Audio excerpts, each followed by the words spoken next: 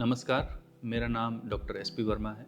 मैं वर्तमान में किंग जॉर्ज मेडिकल यूनिवर्सिटी के डिपार्टमेंट ऑफ हेमेटोलॉजी में एडिशनल प्रोफेसर एवं हेड के पद पर तैनात हूँ और मैं यहाँ पर हीमोफीलिया कॉम्प्रिहेंसिव केयर सेंटर का भी इंचार्ज हूँ। 17 अप्रैल हर वर्ष वर्ल्ड हीमोफीलिया डे के रूप में मनाया जाता है।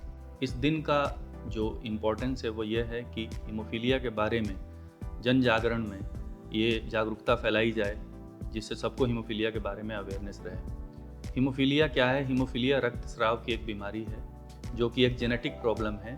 इसमें शरीर में कुछ फैक्टर्स जैसे कि फैक्टर 8 या फैक्टर 9 की कमी के कारण रक्त का थक्का जमने में दिक्कत आती है और इससे मरीजों में अगर ब्लीडिंग शुरू होती है तो वो लंबे समय तक चलती है।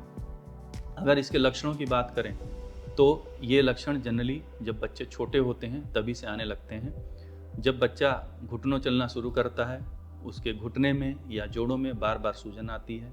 जब बच्चे बड़े हो जाते हैं, खेलना चलना दौड़ना शुरू करते हैं, बार बार घुटनों में सूजन आना, दर्द होना, जिसके कारण बच्चे खेल नहीं खेल पाते हैं या कोई इस तरह की एक्टिविटीज़ नहीं कर पाते हैं। कभी कभी अगर कोई कट लग जाए या चोट लग जाए तो वहाँ से ब्लीडिंग होने लगती है और वह ब्लीडिंग रुकती नहीं है।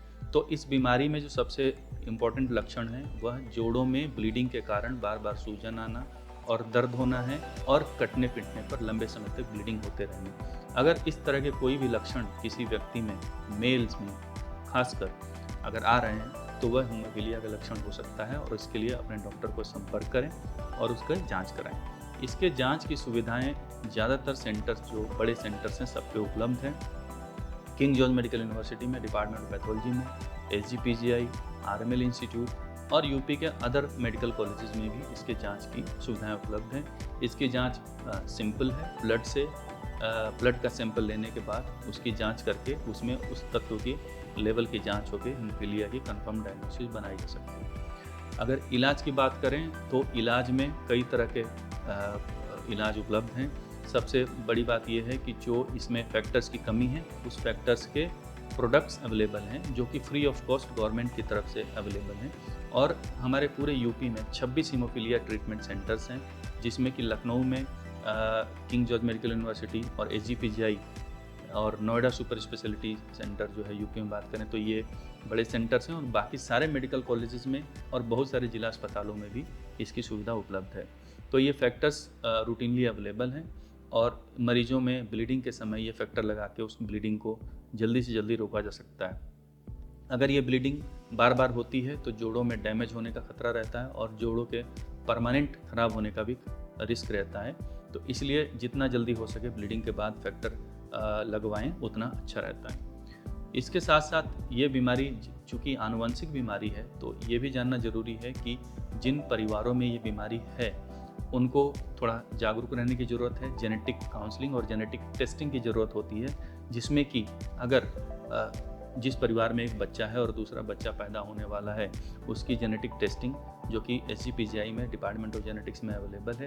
शुरुआती 2 से 3 महीने की जब प्रेगनेंसी होती है उस वक्त जांच करके देखा जा सकता है कि जो गर्भ में बच्चा है उसमें भी वो बीमारी के लक्षण हैं कि नहीं है, और अगर ऐसा है और वह अगर मेल चाइल्ड है, लड़का है, तो उसके लिए फैमिली से बात करके उसको टर्मिनेट करने की किया जा सकता है। तो ये चीज़ें हैं। इसके साथ साथ मैं ये कहना चाहूँगा कि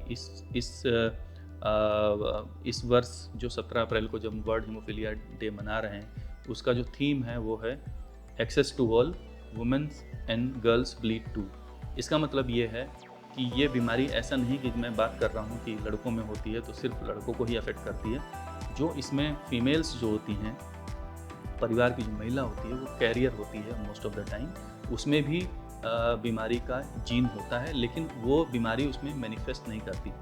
परंतु कुछ महिलाओं में फैक्टर की कमी होने के कारण कैरियर अवस्था में भी लेवल्स इतना कम होता है कि उनमें पीरियड्स की इरेगुलरिटी, ज़्यादा ब्लीडिंग होने का खतरा उनमें रहता है। तो जिन परिवारों में हीमोफीलिया के बच्चे ग्रसित हैं, उनकी महिलाओं में भी जो कैरियर हैं उसमें ब्लीडिंग का रिस्क रहता है। इसके अलावा और बहुत तरह की ऐसी बीमारियां हैं जो जेनेटिक कॉजेज से होती हैं, रेयर बीमारियां हैं, उसमें भी हमारे महिलाएं या जो गर्ल्स हैं वो अफेक्टेड रहती हैं। तो इसके बारे में भी जानना बहुत ज़रूरी है। और अगर किसी महिला को भी इस तरह की ब्लीडिंग की प्रॉब्लम है तो उनको भी डॉक्टर को संपर्क करना और उनसे सलाह लेना बहुत ज़रूरी है। धन्यवाद।